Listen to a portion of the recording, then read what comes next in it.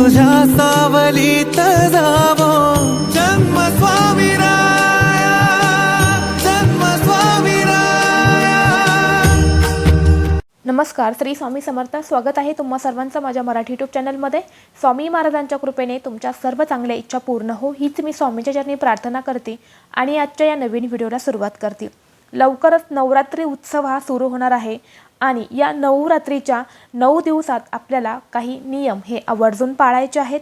स्त्रियांनी अशा काही चुका आहे ज्या त्यांना करायच्या नाहीत। जर स्त्रियांनी कळत आणि नाकळत या चुका जर नवरात्रीमध्ये केल्या तर त्यांना व्रताचं फळ हे मिळणार नाही। तर तुम्हाला मी आजच्या व्हिडिओमध्ये असे कोणते नियम तुम्हाला पाळायचे आहेत, स्त्रियांनी अशा कोणत्या चुका करायच्या नाहीत याबद्दलची संपूर्ण माहिती मी तुम्हाला आजच्या व्हिडिओमधून देणार आहे। त्यामुळे व्हिडिओ हा शेवटपर्यंत नक्की पहा आणि जर तुम्ही चॅनलवरती नवीन असाल तर चॅनलला लगेच सबस्क्राईब करा आणि असेच माहितीपूर्व व्हिडिओ पाहण्यासाठी बेल आयकॉनलाही प्रेस करा। गणेश उत्सवानंतर आता लवकरच नवरात्र उत्सवाला सुरुवात होणार आहे। 10 दिवस चालणारा हा उत्सव देशभरात वेगवेगळ्या पद्धतीने साजरा केला जातो। आपल्या हिंदू धर्मामध्ये म्हणजे आपल्या महाराष्ट्रामध्ये आणि आपल्या राज्यात घटस्थापना करून हा सण साजरा केला जातो। घरोघरी घट बसवून त्यातील मातीत अनेक बीज हे पेरले जातात। ते सगळे बीज कोवळ्या कोंबांनी देवघरात त्या घरात जन्म घेतात। हेच देवीच्या शक्तीचे प्रतीक मानून त्याची पूजन केले जाते। नवरात्रीचा सण वर्षातून 4 वेळा साजरा केला जातो। त्यामध्ये शारदीय नवरात्रीचा हा सण जो आहे तो सण खूप महत्त्वाचा मानला जातो। सणांचा सण हा नवरात्रीचा सण मानला जातो। अश्विन महिन्यात शारदीय नवरात्रीचा सण हा साजरा केला जातो। या दरम्यानमध्ये म्हणजे या दिवसांमध्ये दुर्गा मातेच्या 9 रूपांची पूजा केली जाते। घरामध्ये घटस्थापना केली जाते। अखंड ज्योत ही प्रज्वलित केली जाते। 9 दिवसांच्या विशेष पूजेनंतर दसऱ्याला 10व्या दिवशी दुर्गा मातेच्या मूर्तीचं विसर्जन केलं जातं। आपल्या हिंदू धर्मामध्ये नवरात्रीचे 9 दिवस अत्यंत पवित्र मानले जातात।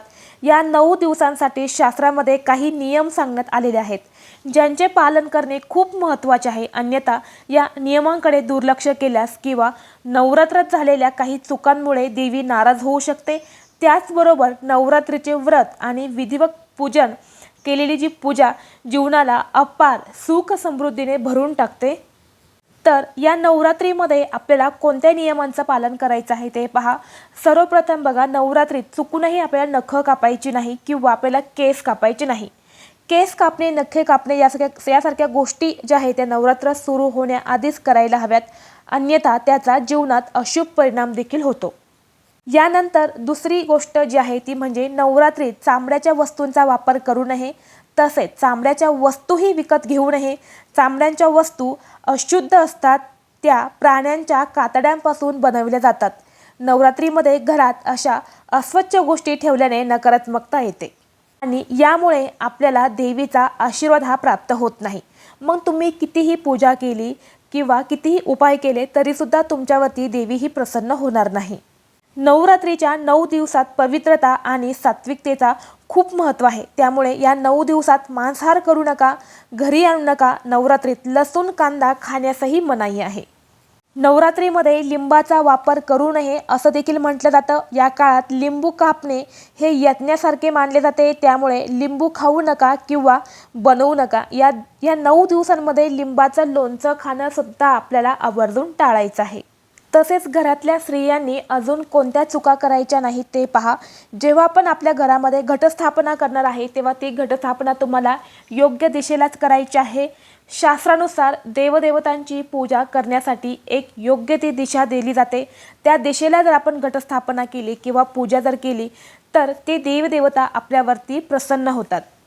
तर देवी दुर्गेच्या मूर्तीची स्थापना नेहमी पूर्व जी दिशा आहे त्या पूर्व दिशेला करावी, कारण पूर्व दिशा ही सकारात्मक ऊर्जेचा स्रोत मानला जाते।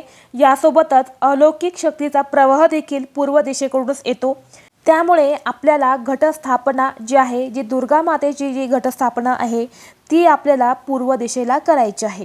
आणि जो अखंड दिवा आपण लावणार आहे तो सुद्धा तुम्ही जास्तीत जास्त प्रयत्न करा की पूर्व दिशेला लावावा।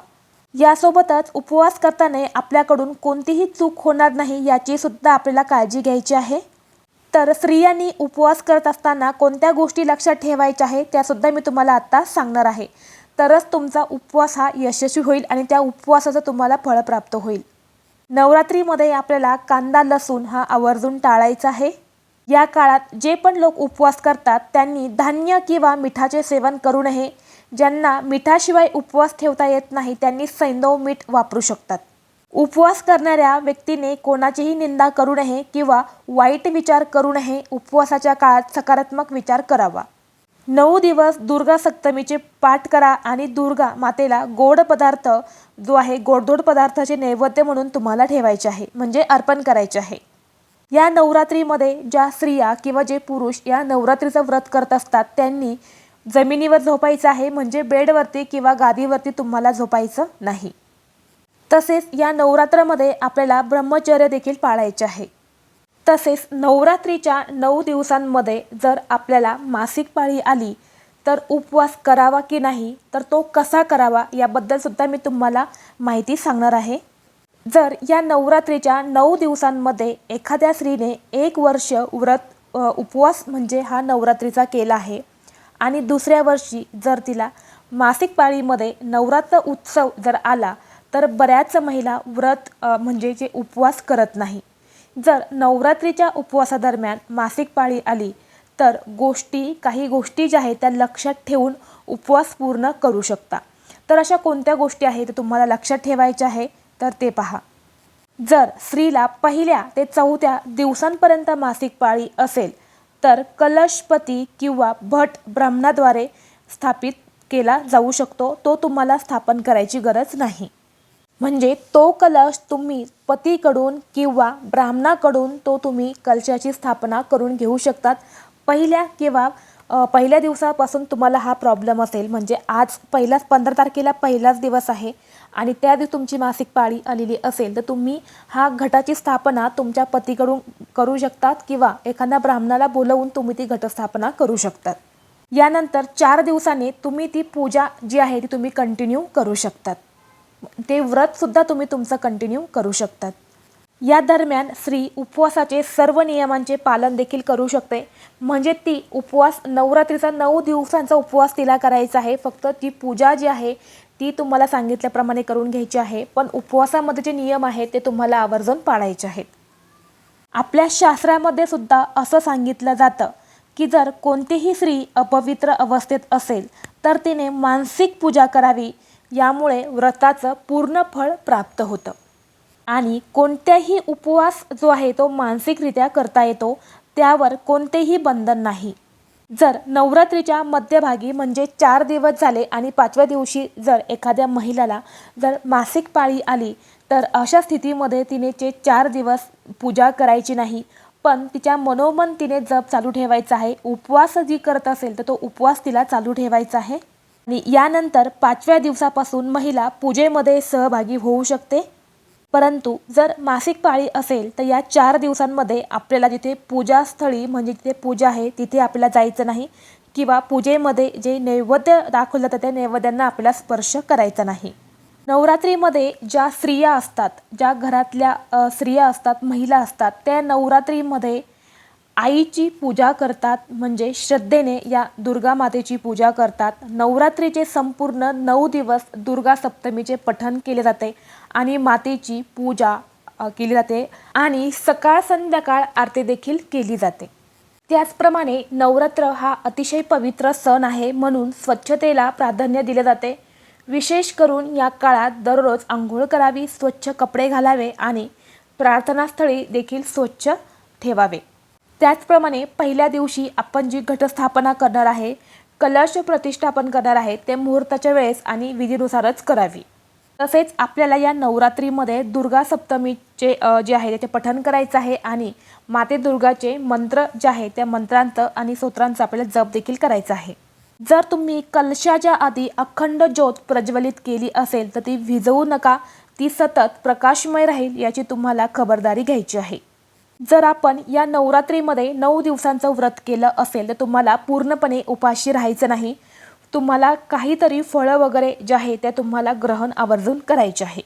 त्याचप्रमाणे या नवरात्रीमध्ये आपल्याला कोणाबद्दलही कठोर वागायचं नाही. राग हा आवर्जून टाळायचा आहे. तर अशा या छोट्या छोट्या गोष्टी ज्या आहेत ते तुम्हाला या नवरात्रीमध्ये पाळायचे आहेत, काही नियम तुम्हाला पाळायचे आहेत, काही गोष्टी तुम्हाला टाळायच्या आहेत, तर स्त्रियांनी काही चुका तुम्हाला या करायच्या नाहीत, तरच तुम्हाला या व्रताचं फळ प्राप्त होणार आहे. जर तुम्हाला आजचा हा व्हिडिओ आवडला असेल तर व्हिडिओला लाईक करा, चॅनलवरती नवीन असाल तर चॅनलला लगेच सबस्क्राईब करा आणि असेच माहितीपूर्व व्हिडिओ पाहण्यासाठी बेल आयकॉनलाही प्रेस करा. चला तर मग भेटू असंच पुढल्या एका नवीन व्हिडिओमध्ये. तोपर्यंत सर्वांना श्री स्वामी समर्थ.